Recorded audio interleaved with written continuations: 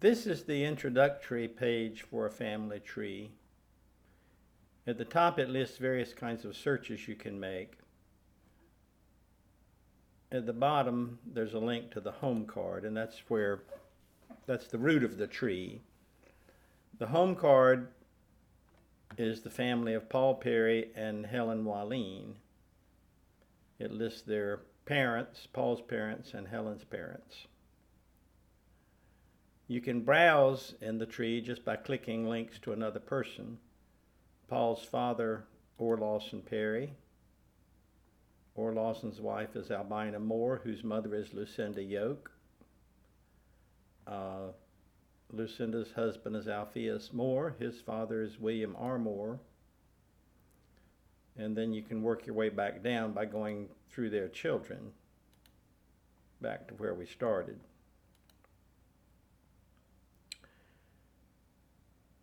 There's a person card associated with each person, and sometimes that person card has additional information on it.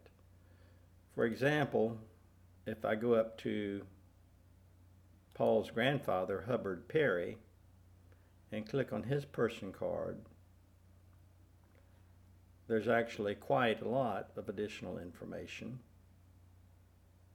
If I go back to his family card, I can see there's a clue that other information is available. Click name for info, and when I clicked his name, I got to that additional info.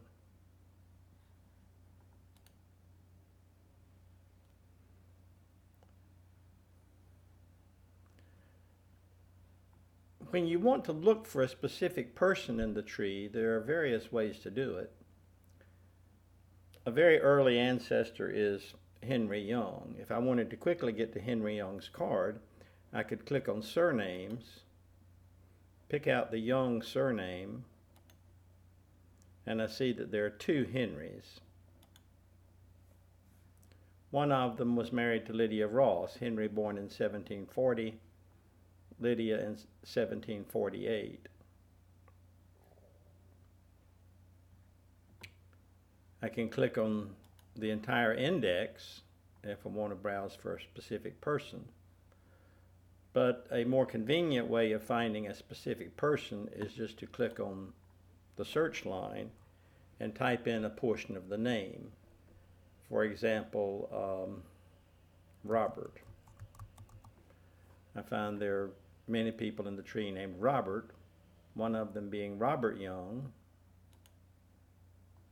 who was the son of Henry Young. When you look at the children in a particular family, sometimes you'll see a bold-faced child with an arrow beside it.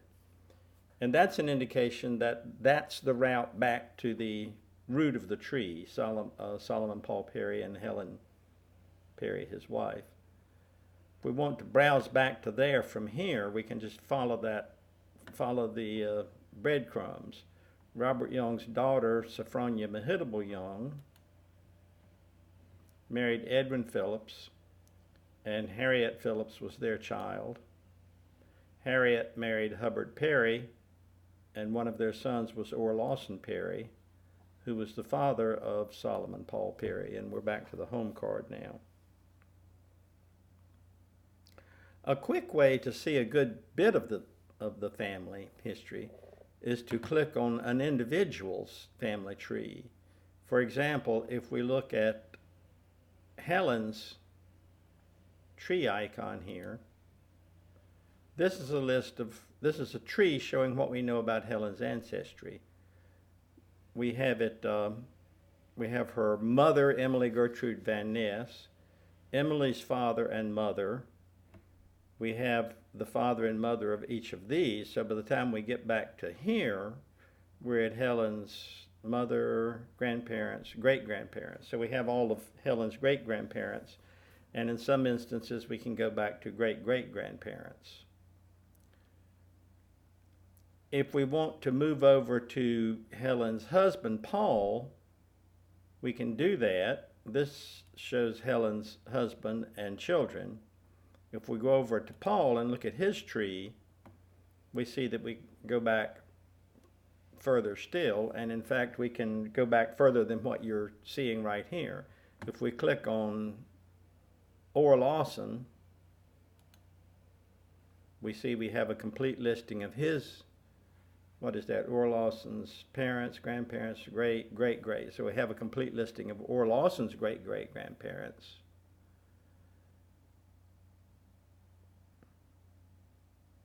And sometimes you notice interesting things. For example, with Orr Lawson, if we go back to his father, Hubbard Perry, and Hubbard's mother, Adelia Phillips, Adelia's father, Elijah Ebenezer Phillips, and his father, Captain Philip Phillips, and wife, Mercy Phillips. Notice that we get to the same couple, Captain Philip Phillips and Mercy Phillips, if we go up the other side of Orr Lawson's family, Harriet's father, grandfather, and again we're here. So this simply points out that the trees intersect. When we go back through Hubbard Perry's line, we come to the same pair as when we go back through Harriet Phillips' line. That's not unusual.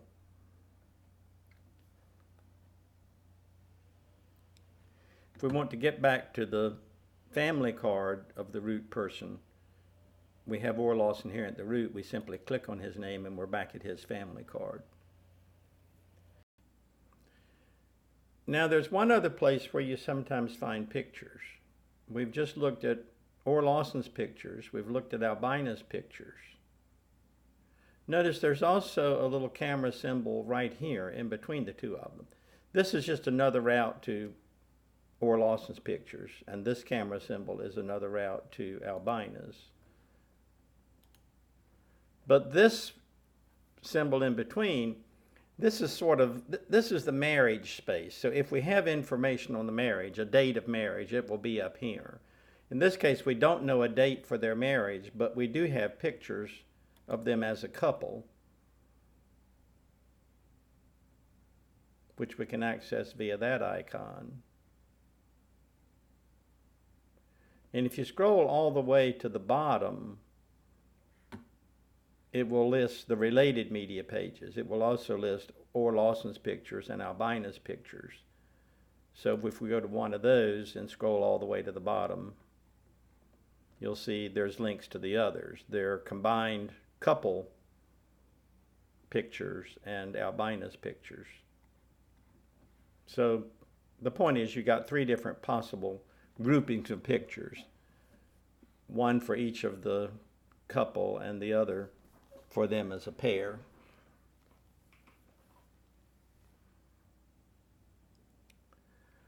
One other thing I need to point out is the fact that, of course, there are instances of multiple spouses for the same person.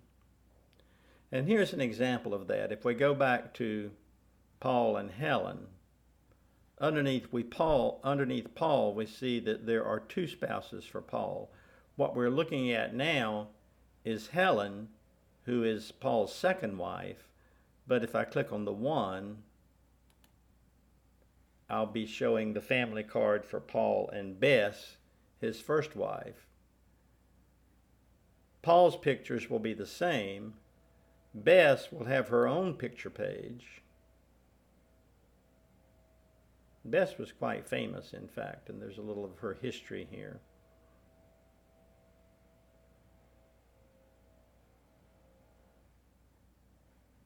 And in this case, we also have, along with the marriage date of 22 December 1924, there is the little camera icon showing that there are pictures of the two of them together.